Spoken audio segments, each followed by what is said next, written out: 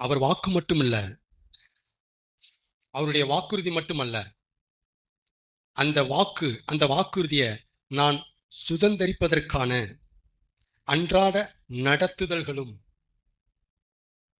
அல்லது அன்றாட வார்த்தைகளும் வெளிச்சங்களும் எனக்கு இருக்கு. இதுதான் தேவன் ஒருத்தருக்கு ப்ராமிஸ் கொடுத்திருக்கிறாருன்னா பர்டிகுலரா அவங்களுடைய சாட்சி இப்படிதான் இருக்கும்.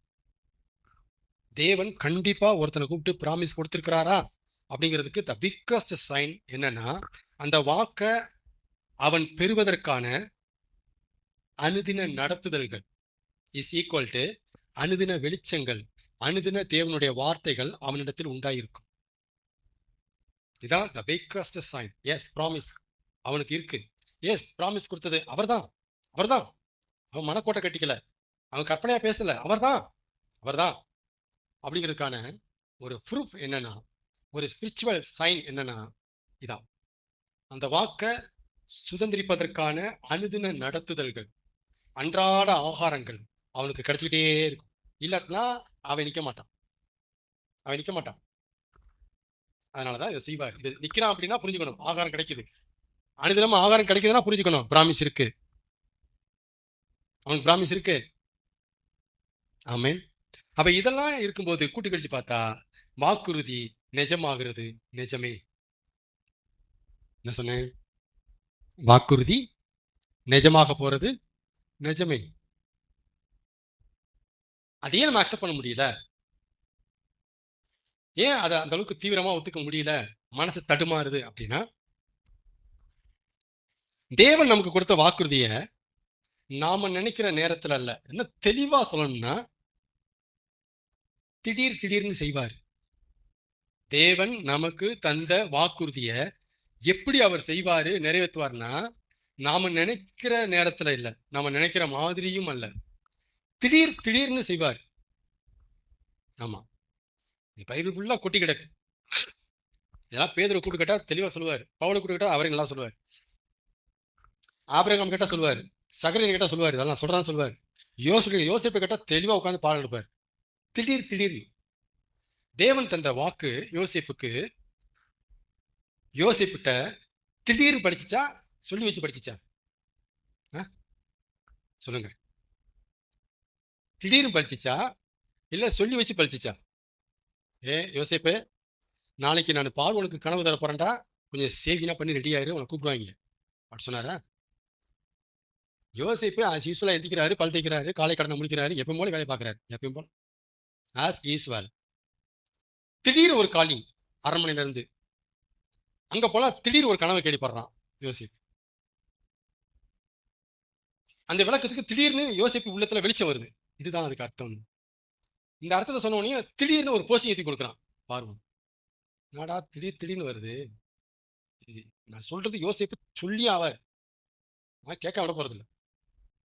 எல்லாமே சொல்லி வச்சு நடக்கல தம்பி, வாக்கெல்லாம் திடீர்னு நடந்து தம்பி அப்படி சொல்லாம விட மாட்டேன். யோசி தெரியும், திடீர்னு நடந்துச்சு வாக்கு அப்படின்னா. இயேசு வருவார் ஆமாண்ணா, ஆனா திடீர்னு வருவார், சொல்லி வச்சு வரமாட்டார்.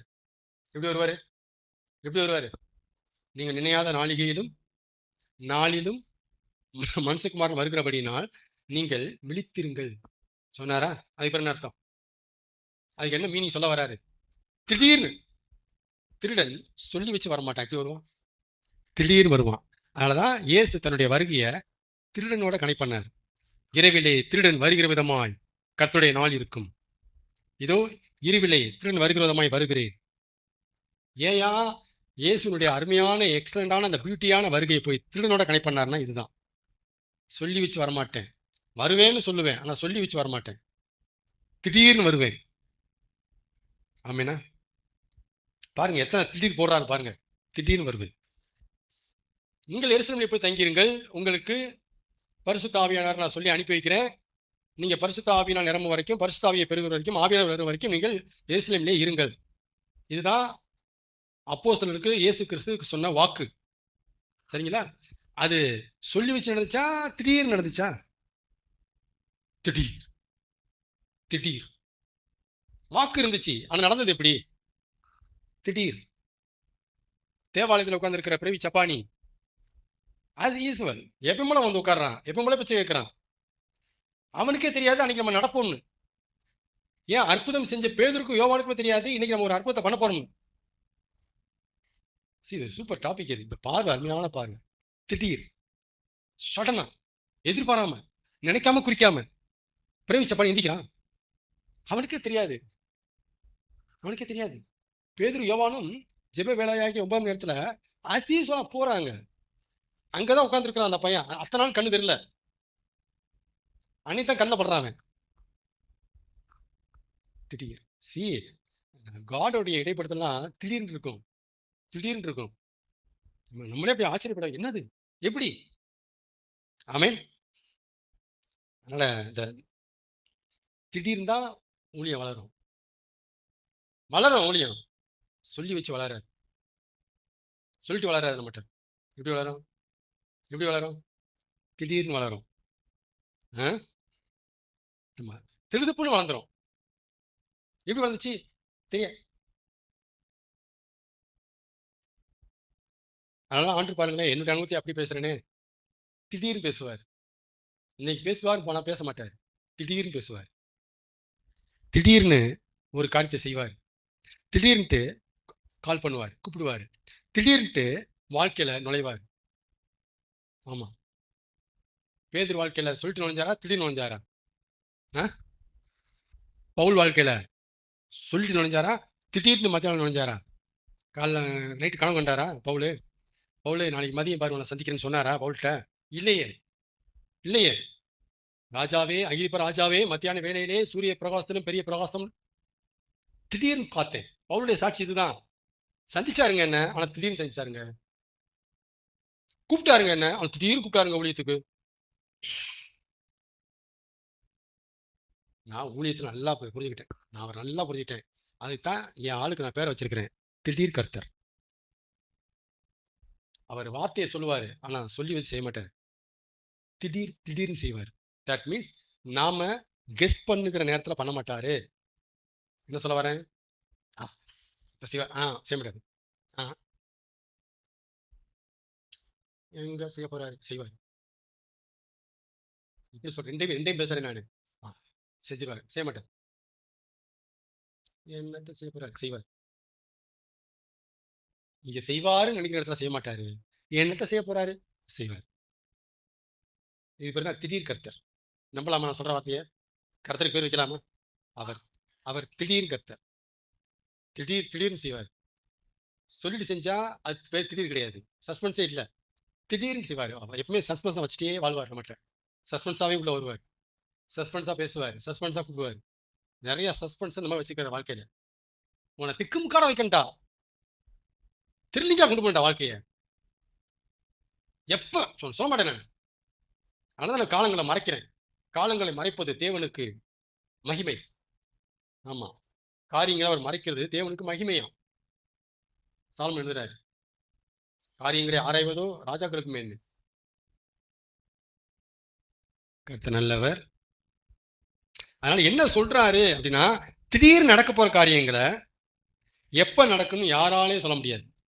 இந்த பாயிண்ட் நல்லா புரிச்சுங்க. என்ன சொல்ல வர்றாரு? திடீர்னு நடக்க போற சம்பவங்களை எப்ப நடக்கும்னு யாராலும் கணிக்க முடியாது, யூகிக்க முடியாது, சொல்ல முடியாது. திடீர் நடக்க போகிற ஒரு சம்பவத்தை சொல்லுங்க.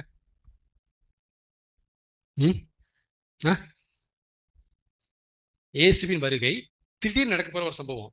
அதனாலதான் பாருங்களேன், இன்னும் வரைக்கும் யாராலையும் எப்ப வருவான்னு சொல்ல முடியல, சொல்ல முடியல.